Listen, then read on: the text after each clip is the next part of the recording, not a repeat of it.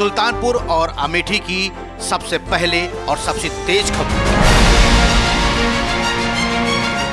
अमेठी में कभी वक्त था जब पूर्व प्रधानमंत्री राजीव गांधी का काफिला अमेठी की धूल भरी सड़कों से लेकर पक्की सड़कों पर किसी मढ़ई या ठेले पर रुक जाता था। मढ़ई में बिक रही चाय, ठेले पर बिक रहे समोसे वो खाते और तब आगे बढ़ते थे। उनके बाद उनकी बेटी प्रियंका गांधी और बेटे राहुल गांधी ने भी इसी तरीके को आजमाया।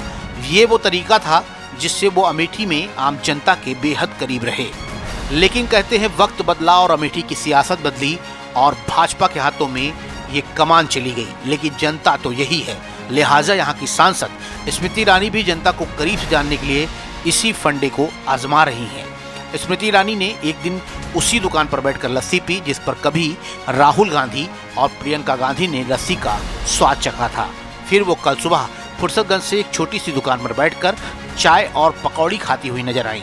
इसके बाद कल शाम को वो एक समोसे की दुकान में पहुंची और उन्होंने उसके 50 समोसे खरीदकर न सिर्फ खुद खाया बल्कि अपने पूरे काफिले को उस समोसे का स्वाद चखाया।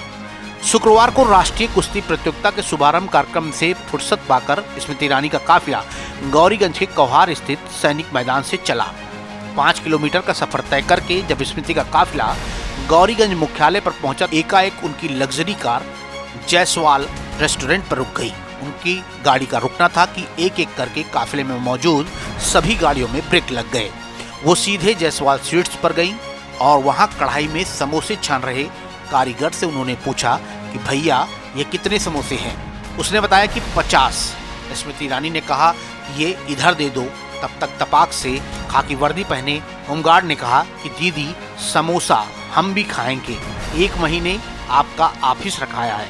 इस पर स्मृति ने कारीगर से कहा कि इसे भी दे देना, इसने 1 महीने कार्यालय रखाया है।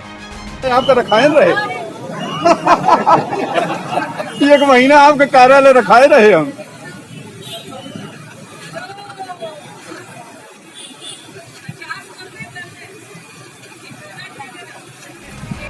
बता दें कि शुक्रवार सुबह फुर्सतगंज थाना क्षेत्र के नहरकोठी चौराहे पर राम नरेश साहू की दुकान पर रुककर स्मृति ईरानी ने पकौड़ियां भी खाई थी और चाय भी पी थी।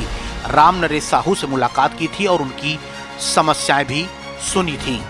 गौरतलब है कि पिछले दौरे में स्मृति ईरानी का इंतजार करते रह गए थे यहाँ के लोग, लेकिन स्मृति ईरानी निगोहा से पानी की टंकी का निरीक्षण करके तिलोई होते हुए लखनऊ रवाना हो गई थी, जिससे दुकानदार काफी निराश थे। इसी वजह से इस बार के दौरे में स्मृति ईरानी ने बिना प्रोटोकॉल, बिना कार्यक्रम के पहुंचकर लोगों से प्यार जताया। अमेठी से नाउ 44 के लिए ब्यूरो रिपोर्ट।